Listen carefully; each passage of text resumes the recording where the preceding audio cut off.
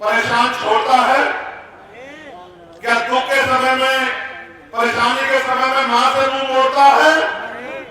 तो जब कोई बेटा नहीं मोड़ता तो चंद्रशेखर आजाद नगीना से मुंह मोड़ने वाला नहीं है। मेरी बात को आप याद रखना। मिट्टी का कर्ज इस तरह चुकाऊंगा जिस तरह मां के दूध का कर्ज चुकाया जाता है। मेरी बात को आप लोग याद रखना। कभी आपको अकेला छोड़ के नहीं जाऊंगा। मुझे बहुत सारी बातें आपसे कहनी है। इस देश में हम लोग जो आंदोलन चला रहे हैं, सत्ता उसमें सेकेंडरी है, पहली है व्यवस्था परिवर्तन। व्यवस्था परिवर्तन कैसा? इस देश में जाति के आधार पर गैर बराबरी है, ऊंच नीच है, जाति के आधार पर शोषण होता है। माननीय काशीराम साहब लंबे समय तक प्रयास करते रहे कि जाति के आधार पर होने वाला शोषण कैसे बंद होगा। उसका तरीका एक था कि कोई भी परिवर्तन बिना राजनीतिक शक्ति के नहीं होता। जब तक हम राजनीति में कामयाब नहीं होंगे तब तक हमारे हाथों में शक्ति नहीं होगी। जब तक शक्ति नहीं होगी तब तक परिवर्तन नहीं होगा। इसलिए उन्होंने कहा अपने लोगों से कि चाहे रिक्शा चलाने वाला हो, चाहे कुर्सी में बैठने वाला हो, हर आदमी तय करे कि हमें इस देश में शासक जमात बनना है, हमें इस देश में राजकाज लाना है, हमें इस देश में गरीबी बेबसी गुलामी की बेड़ियां काटनी है। और वो उसमें सफल भी हुए। लेकिन जहां तक वो छोड़ के गए, मैं आपसे पूछना चाहता हूं, क्या आप उससे उस कारवा को आगे बढ़ाना चाहते हो नहीं बढ़ाना चाहते हो? बताओ, जोर से बताओ, बढ़ाना चाहते हो नहीं बढ़ाना चाहते हो? क्या जो काशीराम साहब के नेतृत्व में आंदोलन के जरिए जो मिल गया, क्या वो काफी है या अभी भी परेशानियां आपकी जिंदगी में है? बताओ, है या नहीं है? बताओ। अगर परेशानियां है तो उनका हल करना पड़ेगा नहीं करना पड़ेगा? कितने लोग चाहते हैं हल कर हो? बताओ। तो फिर मेरी बात पे गौर करो। एक कहानी सुना रहा हूं, समझ आएगी। एक बार माननीय काशीराम साहब अपने साथियों के साथ एक रास्ते से गुजर रहे। जब वो रास्ते से गुजरे, उन्होंने रास्ते में देखा कि छोटे छोटे एक पालतू जानवर के बच्चे उस गड्ढे में पड़े हुए। वो जोर जोर से रो रहे थे। उनमें एक पीला था, एक छोटा बच्चा जानवर का, पशु का, जो बहुत तेजी से रो रहा था और गड्ढे से निकलने का प्रयास कर रहा था। माननीय काशीराम साहब कुछ समय रुके और फिर उस छोटे से पशु के बच्चे को गड्ढे से बाहर निकाल दिया। उस गड्ढे में 4-5 बच्चे और थे। काशीराम साहब ने उनको नहीं निकाला और आगे चले गए। जब शाम के समय ठहरे तो उनके साथ चलने वाले लोगों ने कहा कि साहब, हमें आपसे एक बात पूछनी है। उन्होंने कहा पूछो। कि आज हमने देखा कि आप रास्ते से आ रहे थे, बराबर में गड्ढे में कुछ बच्चे पड़े हुए थे, छोटे छोटे बच्चे। आपने उनमें से एक बच्चे को निकाला, बाकी को वहीं छोड़ दिया। आपने ऐसा क्यों किया और बच्चों को क्यों नहीं निकाला? गौर करना। साहब ने कहा कि उनमें से एक बच्चा उसमें घुटन महसूस कर रहा था, वो जिंदगी में निकलना चाहता था, उसने प्रयास किया, मैंने उसकी आवाज सुनी, इसलिए मैंने उसको बाहर निकाल दिया। वो जो बाकी लोग हैं वो उसी गड्ढे को अपना घर समझ रहे हैं, उसी जिंदगी को अपनी जिंदगी समझ रहे हैं, उसी में खुश है। इसलिए जब वो उसमें खुश है, अगर मैं उनको निकालने का प्रयास करूंगा तो वो फिर गड्ढे में कूद जाएंगे। जब वो गड्ढे में कूद जाएंगे तो फिर मैं उनको क्यों निकालूं? जब तक आप, मैं संदेश के तौर पे कह रहा हूं, उन्होंने कहा कि जिस दिन इनमें से कोई निकलने का प्रयास करेगा, कोई और काशीराम साहब आके इनको इस गड्ढे से निकाल देगा। आज मैं आपको कह रहा हूं, अगर आप इस देश में स्वाभिमान सम्मान का जीवन चाहते हैं, हक अधिकार चाहते हैं, तो फिर गड्ढे से निकलने के लिए, गरीबी बेबसी खत्म करने के लिए, फिर आप इस चंद्रशेखर आजाद के, भीम आर्मी आजाद समाज पार्टी का हाथ पकड़ लो। आने वाले 10 साल में ये गरीबी बेबसी भूखमरी जुल्म जाति की बेड़ियां जड़ से काटने का काम हम लोग कर देंगे। मेरी इस बात को आप लोग याद रखना। सम्मानित भाइयों बहनों, क्योंकि आज बड़ा दिन है, पार्टी का स्थापना दिवस है। देश भर में पार्टी में काम करने वाले लोग अपने मन में सपने लेकर बैठे हैं। मैं उनको भी कहना चाहता हूँ, ये आंदोलन महापुरुषों का आंदोलन है।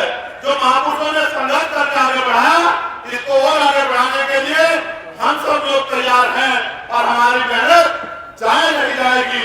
आपका आंदोलन ताकतवर होगा। आज तो सड़कों पे आप लड़ाई लड़ते हो, गरीबों, कमजोरों, मजलूमों, किसानों, मजदूरों की आवाज बनते हो, बहन बेटियों के सम्मान की लड़ाई लड़ते हो। आने वाले कल में पार्लियामेंट में, असेंबली में भी आपकी आवाज जाएगी और आपकी आवाज के जरिए हुक्मरानों की आंखें खुलेंगी, सरकारों नींद से जाएंगी और आपके अधिकार आपको मिलने का काम होगा। सम्मानित भाइयों बहनों, एक लंबी लिस्ट मैंने पढ़ी। ये सब लोग वो लोग थे जिन्होंने क्षेत्र में मेहनत की है, जिन्होंने क्षेत्र में काम किया है। बहुत सारी समस्या मेरे सामने रखी है, लेकिन एक बात पे आपका ध्यान आकर्षित करना चाहता। चंद्रशेखर भैया जिंदाबाद, जिंदाबाद, चंद्रशेखर भैया जिंदाबाद। इस देश में दलितों, पिछड़ों, आदिवासियों, मुसलमानों, सिखों, जैन, बौद्धिस्टों के साथ जो हिंसा होती है, वो हिंसा कोई जरूरी हिंसा नहीं है, उसके पीछे एक साजिश है। इस बात को अपने साथ को समझना पड़ेगा। वो हिंसा इसलिए होती है कि अगर हिंसा में आप लोग नहीं उलझोगे, अगर आप आपका समय उसमें खराब नहीं होगा, तो आप अपने हक अधिकारों के बारे में सोचोगे, अपनी तरक्की के बारे में सोचोगे, स्कूल कॉलेजों के बारे में सोचोगे, रोजगारों के बारे में सोचोगे। और जब आप हिंसा में उलझे रहोगे तो फिर आपका ज्यादा समय उसमें लग जाएगा। जानबूझ के दंगे भी कराए जाते हैं, जानबूझ के ऐसे कानून भी बनाए जाते हैं, जानबूझ के हमारी मूर्तियों को भी तोड़ा जाता है, जानबूझ के बहन बेटियों का अपमान भी किया जाता है, जानबूझ के हमारे लोगों की हत्या भी की जाती है, क्योंकि हम इसमें उलझे रहे। जिस दिन हम लोग इससे उलझना बंद करके, क्योंकि अगर आपकी जिंदगी में जुल्म जाति खत्म हो जाएगी तो आपकी जिंदगी में सुख शांति आएगी। जब सुख शांति आएगी तो आपको अपने अधिकारों की जानकारी होगी। जब आपको अपने अधिकारों की जानकारी होगी, फिर आप अपने अधिकारों को लेने के लिए संघर्ष करोगे। इसलिए मैं समझता हूं इस षड्यंत्र को हमें समझना है और मानव मानव एक समाज का एक समान के नारे को हमें आगे बढ़ाना, मानवता की बात करनी है।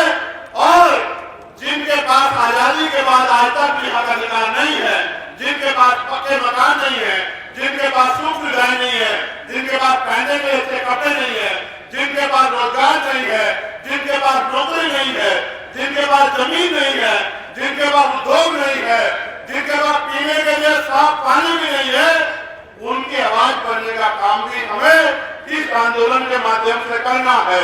हम जो यहाँ करना चाहते हैं, एक बार आप उस पर गौर कर लो। यहाँ खो की समस्या है, यहाँ बाढ़ की समस्या है, यहाँ हॉस्पिटल की समस्या है।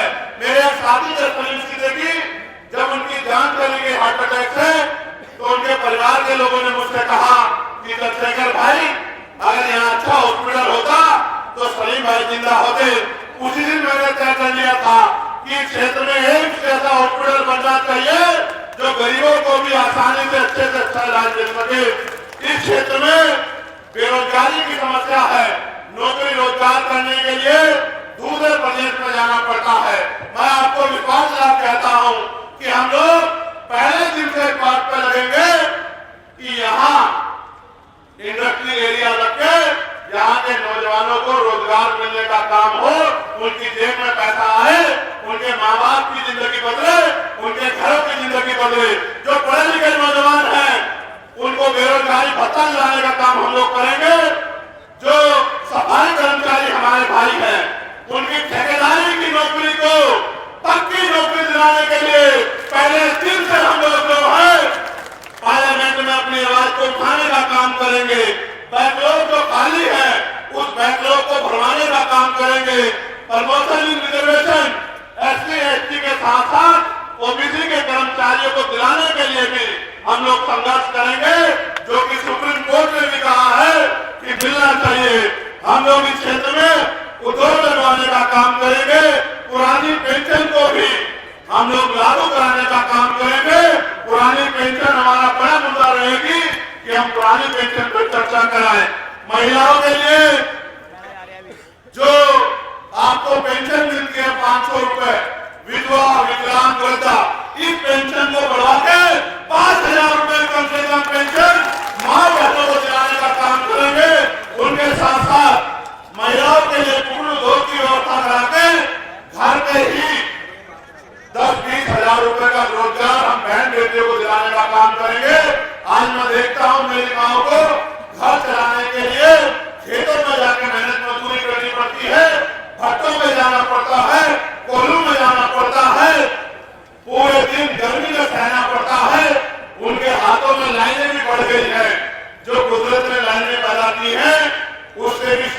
लाइनें के हाथों में बढ़ रही है। इस बेबसी की जिंदगी को ज्यादा दिन हम लोग नहीं रहने देंगे। इस बेबसी की जिंदगी को हम लोग खत्म करने का काम करेंगे। एक बड़ी समस्या नगर निगम में जो ठेकों की है, उसमें मैं पहले कह चुका हूं कि समान काम समान वेतन हम लोग लागू कराने का काम करेंगे। अब मेरी बात पे आप गौर करो। जब इस देश में नेताओं को, अधिकारियों को पुरानी पेंशन मिलती है, तो कर्मचारियों को भी पुरानी पेंशन का लाभ मिलना चाहिए, नहीं मिलना चाहिए? आप लोग बताओ, दोनों हाथ बताओ, मिलना चाहिए नहीं मिलना चाहिए? जो 500 रुपए पेंशन मिलती है महिलाओं को, 500 रुपए में अच्छा जूता भी नहीं आता, क्या उनकी पेंशन 5000 रुपए होनी चाहिए नहीं होनी चाहिए? बताओ। आशा कार्यकर्ता को, आंगनबाड़ी कार्यकर्ता को, भोजन माता को, मैं गांव में गया था, बेताब का गांव है वो, एक बहन मुझे वहां मिली, उसने कहा बहुत कम वेतन मिलता है। मैंने उनसे वादा किया था कि पार्लियामेंट में जाके आशा, आंगनबाड़ी, भोजन माताओं के लिए बढ़िया जो है उनके वेतन वृद्धि कराने के काम के लिए हम लोग संघर्ष करने का काम करेंगे, उनकी आवाज को उठाने का काम करेंगे। अब इस देश में जो चल रहा है उस पर भी बात करते हैं। अभी देश में आपने देखा पैसे के आधार पर सत्ता और सत्ता के जरिए पैसा का कितना बड़ा खेल सुप्रीम कोर्ट ने उजागर किया कि इलेक्ट्रल बॉन्ड के जरिए हजारों करोड़ रुपए का जनता चंदा भारतीय जनता पार्टी ने ईडी लगवा के, सीबीआई लगवा के तमाम कंपनियों से लेने का काम किया और उसी पैसे को चुनाव में खर्च करके सत्ता बनाने का काम किया। अभी अभी इनका झूठ बेनकाब हुआ कि किस तरह से सरकारी मशीनरी का दुरुपयोग किया। आप महसूस करो, पहले सरकारी नौकरी आती थी, अब सरकारी नौकरी बाद में आती है, पहले पेपर लीक हो जाता है। अभी पुलिस की भर्ती का पेपर लीक हुआ, 48 लाख बच्चों ने दिया और 400 रुपए पर बच्चे के हिसाब से 200 करोड़ रुपए इन्होंने कमाए और पेपर लीक करा के उन बच्चों के सपनों को उन्होंने खत्म करने का काम किया। इसी तरह से 69,000 शिक्षक भर्ती में 20,000 पदों पे आरक्षण का घोटाला करके पिछली भारतीय जनता पार्टी की जो उत्तर प्रदेश की सरकार और उनके मंत्री ने किया, 20,000 बच्चे सड़कों पे लड़ रहे थे। मैंने उस आंदोलन में 4 दिन संघर्ष किया, 6,800 नौकरियां उनकी जारी कराने का काम किया। जब 6,800 नौकरियां उनको मिली, वो बड़े खुश हो गए, रोने लगे गले लगे कि भैया आपने नौकरी दिलवा दी। जब उनके चेहरों पर खुशी आई तो सरकार को बर्दाश्त नहीं हुआ, कोर्ट से स्टे करवा के उनकी नौकरी छीनने का काम किया। मैं उन सबको भी कह रहा हूँ, आपकी नौकरी आपको दिलाने का काम हम लोग करेंगे, आप चिंता मत करो। मैं आपसे ये बात इसलिए कह रहा हूँ कि सत्ता में बहुत ताकत, आप यहाँ से जाके पार्लियामेंट में नहीं बोल सकते हो। आपके द्वारा चुना हुआ नेता पार्लियामेंट में जाके बोलेगा, जब वो पार्लियामेंट में जाके बोलेगा, यहाँ की समस्याओं को बताएगा, तब वहां बैठी सरकार को ये समझ आएगा कि क्षेत्र में समस्या है, तब आपके बजट अलॉट करेंगे, तब आपके क्षेत्रों में काम होगा। आपने कई लोगों को सांसद बनाया, क्या आपने कभी देखा कि उन्होंने पार्लियामेंट में जाके क्षेत्र की आवाज उठाई? ईमानदारी से बताओ, कभी देखा? इसका मतलब आपकी वोट से उन्होंने अपना भला तो किया, लेकिन आपका भला नहीं किया। हम तो विजन के साथ आए हैं, जो विजन सदगुरु रविदास जी महाराज ने दिया। कौन सा विजन? कि ऐसा चाहूं राज में जहां मिले समन्वयन और छोटे बड़े सब संबसे रविदास रहे पसंद। कि राज ऐसा होना चाहिए जहां कोई छोटा बड़ा ना हो, जहां कोई ऊंच नीच ना हो, जहां कोई भेदभाव ना हो, जहां किसी बहन बेटी का अपमान ना हो, किसी को खाने के लिए अन्न की दिक्कत ना हो, तन ढकने के लिए कपड़े की दिक्कत ना हो, सर ढकने के लिए छत की दिक्कत ना हो, पीने के लिए साफ पानी की दिक्कत ना हो, किसी बहन बेटी का अपमान ना हो, किसी की हत्या ना हो, सब लोग खुशहाल हो। उस राज को नाम दिया बेगमपुरा राज। बेगम का मतलब होता है बिना गम का राज, बिना गम का राज आए, इसलिए हम लोग संघर्ष कर रहे हैं कि हर एक व्यक्ति खुशहाल हो। उसी राज को बाबा साहब अम्बेडकर संविधान में लिखे गए हैं कि देश में कोई भी छोटा बड़ा नहीं होगा, किसी के साथ कोई भेदभाव नहीं होगा। इसलिए भारतीय संविधान को आज बचाने की जरूरत है। अभी अभी भारतीय जनता पार्टी के एक नेता ने बयान दिया, बयान ये था कि हमें 400 सीटें दे दो, हम संविधान को बदल देंगे। मैं धरती से कहना चाहता हूं नवीना जी, प्रधानमंत्री जी को की तरफ इशारा करते हुए, उनको समझाते हुए, पूरी आरएसएस, पूरी भारतीय जनता पार्टी जितने जोर है लगा लो, जितने जोर है लगा लो। संविधान बदलना तो बहुत दूर की बात है। संविधान की तरफ अगर आंख उठा के भी देखी तो इतिहास नहीं, भूगोल भी बदल के रख देंगे। ये संविधान आरएसएस के लोगों ने कभी पसंद नहीं किया, कभी पसंद नहीं किया। शुरू के दिन से संविधान को गलत साबित करने का आरएसएस के लोगों ने किया। आज वही लोग बाबा साहब की फोटो लगा के हमारी वोट को अपने पाले में लाने के लिए हमारी बच्चों में घूम रहे हैं। उनको सावधान रहना है। वो बाबा साहब की फोटो दिखा के और 2 किलो 4 किलो राशन देके हमारे वोट के हथियार को, जो हथियार बाबा साहब देते हैं, उस हथियार को अपने पाले में लाने का काम करना चाहेंगे, जिससे कि भारतीय संविधान को कमजोर कर सके। क्या भारतीय जनता पार्टी की मदद तो नहीं करोगे? दोनों हाथ आगे बताओ। अगर आपका रिश्तेदार भी भारतीय जनता पार्टी का है तो उसकी मदद तो नहीं करोगे? मैं आपको ये कहना चाहता हूँ कि देश में बहुत लंबे समय से हमारा आंदोलन, जो मामूसों का आंदोलन चल रहा है, 100 साल से ज्यादा हो गए और 100 साल में हम यहाँ तक आ पाए हैं। अभी बहुत काम बाकी है, हमें उसको आगे बढ़ाना है। आज हमारे अधिकारी कर्मचारी दफ्तरों में जातिवाद के शिकार होते हैं।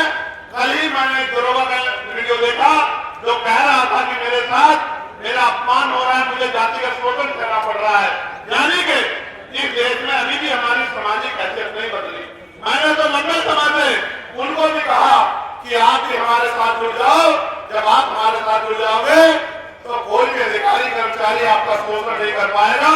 आज फिर मैं कह रहा हूँ SC ST OBC के कर्मचारियों से कि वो जल्दी से हमारे सामाजिक आंदोलन का हिस्सा बन जाए। आपकी तरफ भी हम किसी को वहां उठाने नहीं देंगे, आपके हितों की रक्षा करेंगे। आप ये जानते हैं मैंने हमेशा लड़ाई लड़ी। 16 महीने जेल काटने के बाद जब दिल्ली में गुरु घोष आ गया तो हमने 66 दिन जेल काटी। फिर जब NRC का आंदोलन हुआ, NRC में सरकार द्वारा जो जुल्म किया जा सकता था उन्होंने किया। फिर हमने जेल काटी और पूरे देश में घूम घूम के साइन बाग बना के लोगों को लड़ने के लिए तैयार किया। उसके बाद कोई ऐसा मसला नहीं है, चाहे वो मुस्लिम समाज का हो, चाहे वो किसानों का आंदोलन हो, चाहे महिला पहलवानों का आंदोलन हो, जिन बेटियों को अपमानित करने का काम भारतीय जनता पार्टी के नेताओं ने किया, सीना ठोक के हमने उन बहन बेटियों के सम्मान में लड़ने का काम किया, तमाम तरह की मुसीबतें सहने का काम किया। आज भी देश में छुआछूत गैर बराबरी है। आप महसूस करो, मटकी छूने पर क्या, मुझे रखने पर क्या। अभी आगरा में घोड़ी पे बैठने के आगरा राजधानी है हमारी, हमारे प्रदेश के अध्यक्ष वहीं से आते हैं। उसी आगरा में घोड़ी पे बैठने को लेके शेड्यूल कास्ट के लोगों को अपमानित किया गया। उसके साथ साथ अभी मध्य प्रदेश में शिव मंदिर जाने के लिए वाल्मीकि समाज के लोगों को अपमानित करने का काम इस भारतीय जनता पार्टी के नेताओं ने किया। ये होते कौन है देश में? इस देश को बेचने वाले कोड़ी कोड़ी करके सारे सरकारी उपकरणों को अडानी अंबानी को बेचने वाले, अडानी अंबानी के गुलाम होते कौन है? देश को बर्बाद करने वाले। हम अपने देश की रक्षा करना जानते हैं, हम अपने देश को कमजोर नहीं पड़ने देंगे। आज हमारे बहुत सारे साथी देश भर में मोर्चा लेके खड़े हैं। हम ईवीएम के खिलाफ भी लड़ रहे हैं, इलेक्ट्रल बोर्ड को भी बेनकाब कर रहे हैं।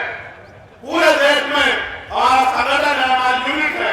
भाई जावेद भाई, हिजाब भाई, सलीम भाई, सीओ कल्याण सिंह जी, तमाम हमारे साथी, हिमांशु जी, महक सिंह जी, तमाम हमारे साथी अन्य प्रदेशों में आंदोलन को मजबूत कर रहे हैं। एक झटके की जरूरत है कि आंदोलन का पटल ऊंचा हो जाए। ये पटल ऊंचा करने की जिम्मेदारी नगीना लोकसभा के लोगों के ऊपर है।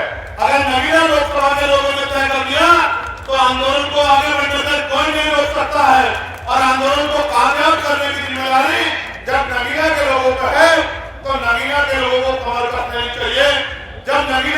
कमर कस लेंगे फिर कोई मतलब नहीं बैठता कि कोई भी साजिश, कोई भी षड्यंत्र आजाद समाज पार्टी को यहाँ कामयाब होने से रोक पाए। मैं आपको विश्वास लगा के कहता हूँ कि जिस तरह का बल मैंने दलित समाज के लोगों में देखा, जिस तरह का बल और प्यार मैंने पिछड़े वर्ग के लोगों में देखा इस लोकसभा में, जिस तरह का बल और प्यार मैंने मुस्लिम समाज के लोगों में देखा, जिस तरह का बल और प्यार मैंने किसान समाज के लोगों में देखा, आप विश्वास करो चाहे मीडिया कुछ भी दिखा दे, हर कोई जानता है कि बिना किसी की मदद के चंद्रशेखर आजाद समाज पार्टी नगीना लोकसभा को 1 लाख वोटों से भी ज्यादा वोटों से जीत रही है। इस बात की खबर सबको है। यहाँ की इंटेलिजेंस की रिपोर्ट देखो, यहाँ की दूसरी पार्टी की रिपोर्ट देखो, सबकी रिपोर्ट ये कह रही है कि चंद्रशेखर आजाद अकेला नहीं लड़ रहा है, उसका पूरा दलित, पिछड़ा, मुसलमान, किसान समाज, उसकी बहनें माए, उसके नौजवान भाई, उसके बुजुर्ग पगड़ी की बात समझ के इस चुनाव को लड़ रहे हैं। उनको कोई भी षड्यंत्र नहीं रोक पाएगा। लेकिन जैसा मैं जानता हूं कि लंबे समय तक इन्होंने षड्यंत्र के दम पे हमारे ऊपर राज किया है।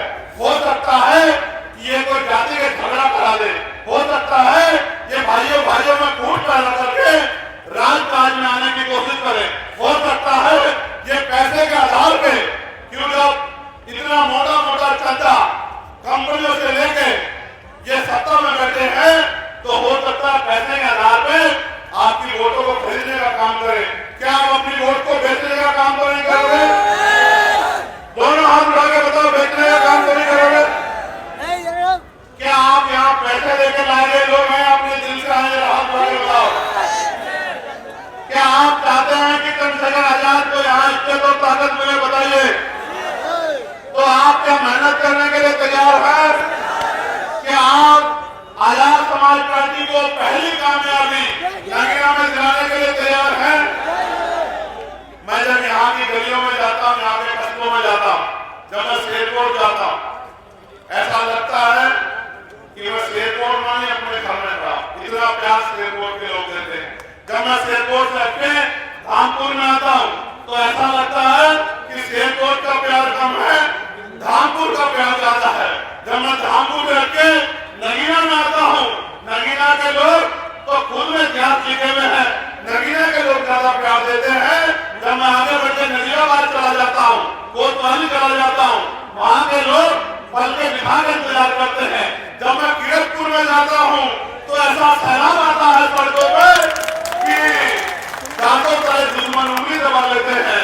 जब मैं निकल के जाता हूँ सेवरा में, सहसपुर में, जब मैं जाता हूँ नीरू में, जब मैं जाता हूँ आपके बराबर में यहाँ नूरपुर में, तो ऐसा महसूस करता हूँ कि इंसान मेरा खून का रिश्ता है। जिनसे मैं मिला भी नहीं कभी, वो भी आगे निकल के कहता है कि चंद्रशेखर भाई वोट नहीं खून भी देंगे, आपको ताकत देने का काम करेंगे। ये प्यार मैंने अगर मुझे मिलता है तो यहाँ के हमारे भीम आर्मी आजाद समाज पार्टी के नेताओं की वजह से मिलता है, और देश भर में जो हमारे नाम काम करते हैं उनके प्यार की वजह से मिलता है। वो हर व्यक्ति की आवाज उठाने का काम करते हैं। घर से निकलता हूँ सुबह बिना रोटी खाए, रोटी की व्यवस्था मेरा समाज करता है, मेरी गाड़ी के तेल की व्यवस्था मेरा समाज करता है। और किसी चीज की जरूरत हो, जिस चीज के लिए कह देता हूँ उस चीज को मुझ तक पहुंचाने का काम जो है ये मेरा बहुजन मुस्लिम समाज करता है। इसे देने का तुम यहाँ क्यों आए? आपसे मिलने मैंने क्या किया तुम्हारे लिए जो तुम यहाँ आए?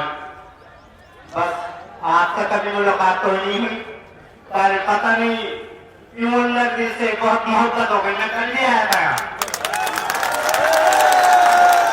तो मैं आपके लिए एक शेर कहना चाहता हूँ कि मोहब्बत का घना बादल बना देता तो अच्छा था, मोहब्बत का घना बादल बना देता तो अच्छा था, और मुझे चंद्रशेखर आजाद साहब की आंख का काजल बना देता तो अच्छा था।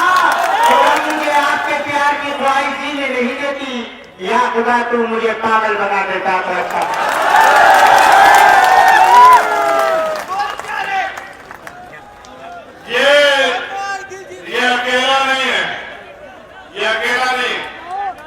जब इस लोकसभा में जाता हूँ तो मैं दीवानगी की हद देखता हूँ, दीवानगी की हद।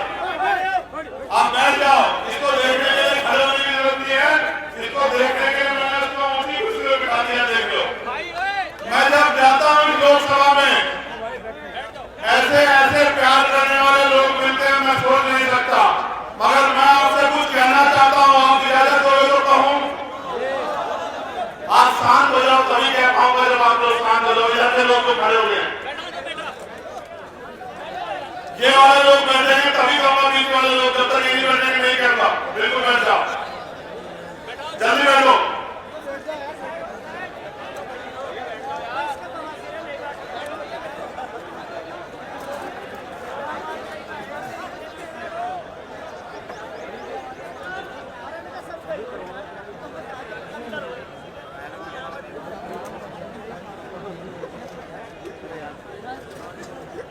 मैं आपसे कहना चाहता हूं, मैं जब गांव में जाता हूं अपने लोगों के हालात देखता हूं।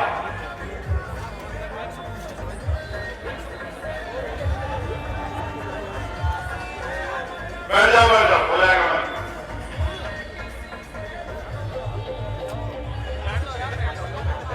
बंद हो जाएगा,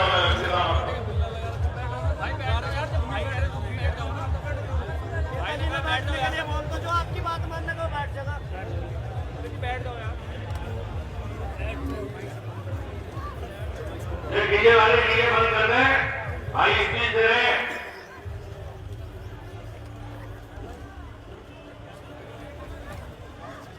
तो मैं तो देश भर में जाता हूं और मैं महसूस करता हूं कि जिनको बाबा साहब अम्बेडकर वोट की ताकत दे गए थे, अपने 4 बच्चों की कुर्बानी थे,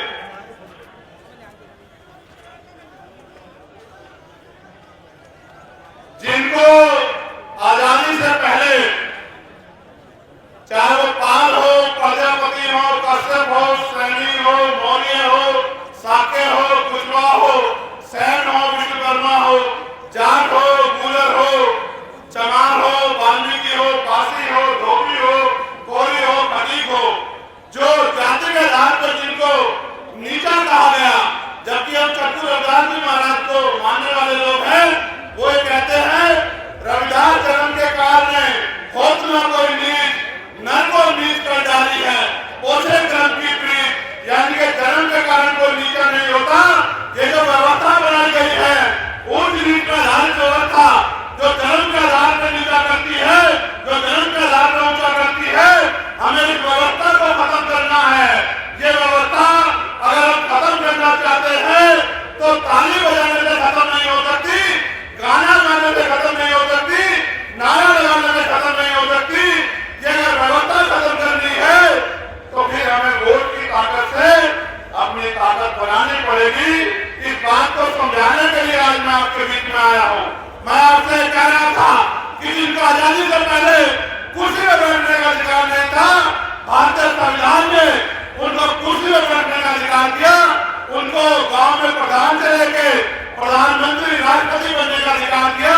जिन महिलाओं को पैरों की जूती समझा जाता था, उन महिलाओं को अगर पंडित जवाहरलाल नेहरू की बेटी भी देश में प्राइम मिनिस्टर बनी तो बाबा साहब अम्बेडकर के संविधान की वजह से बनी। ये ताकत जो है संविधान ने पैदा की है। आज 70 साल की आजादी में हम बहुत कुछ आगे बढ़ पाए थे, लेकिन दुश्मन ने फिर से हमारी आजादी छीनने के लिए तैयारी कर ली है। हमें भी तैयारी कर लेनी चाहिए कि हम अपनी आजादी को बचा के रखें। उस आजादी को बचाने के लिए, क्योंकि क्रांति खून मांगती है, कोई भी क्रांति बिना खून के नहीं होती, और खून देने के लिए लड़ना नहीं पड़ता। लोकतंत्र में, राजतंत्र में तो राजा महाराजा राज करते थे, तलवार के दम पे राज होता था। लोकतंत्र में तो वोट के दम पे राज होता है। क्या आप चाहते हो कि आपका भी राज आए? दोनों हाथ उठा के बताओ अगर आप चाहते हो राज आना चाहिए, तो क्या आप राज लाने के लिए संघर्ष करने के लिए तैयार हो? आप चाहते हो जाति के आधार पर ऊंच नीच बंद हो? आप चाहते हो देश में जिस तरह से मुस्लिम समाज के लोग, जैन समाज के लोग, सिख समाज के लोग, बौद्ध धर्म के लोग, धार्मिक अत्याचार का उनके साथ हो रहा है, उनके साथ अन्याय हो रहा है। आप चाहते हो उनको न्याय मिले? क्या आप उनकी आवाज बनने का काम करोगे? क्या आप बहुजन समाज में भाईचारा पैदा करके अपनी ताकत बनाने का काम करोगे?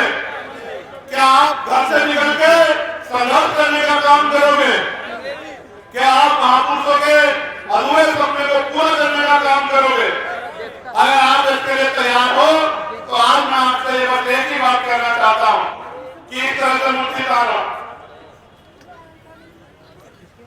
अगर हम एकजुट रहेंगे तो हमें कोई भी रोक नहीं सकता। लेकिन अगर हमने अपनी एक भी वोट को बांट दिया तो फिर दुश्मन कामयाब हो जाएगा। इसलिए मैं आपसे कहना चाहता हूं कि इस तरह मुक्ति मत रहना। मैं नौजवानों से कह रहा हूं, अपना गांव तैयार करके बराबर के गांव में जाना और उस गांव को तैयार करना। मैं बुजुर्गों से कह रहा हूं, अपने गांव को तैयार करके बराबर के गांव में जाना।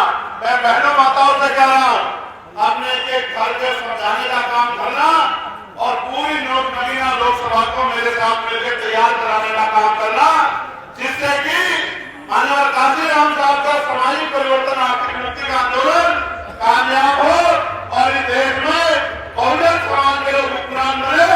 जितनी उनकी संख्या है उतनी उनकी हिस्सेदारी मिले, जितने उनके साधन है उतने उनके साधन उन तक पहुंचे और पढ़ लिख के जो नौकरी व्यवस्था, राज व्यवस्था, जो आर्थिक ताकत उनको मिली है वो ताकत मिलने का काम भी हो।